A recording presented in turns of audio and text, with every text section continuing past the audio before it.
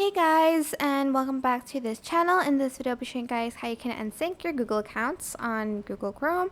So you're just going to basically select like your profile page, which is up here. Hopefully you can see that. I don't think zooming in will work. So select it and you're just going to select sync is on. Here you can manage what you sync. For instance, you want to sync everything, you're just going to select this.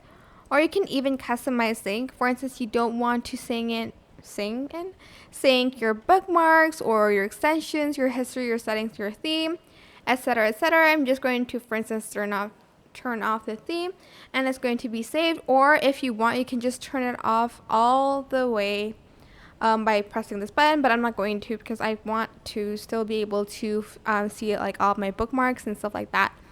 And that is it. I hope this tutorial is helpful for you guys. Don't forget to like, comment, share, and also subscribe to this channel if you haven't done that already. If you have any more questions, just leave it in the comment section down below. I will try my best to answer them all for you guys.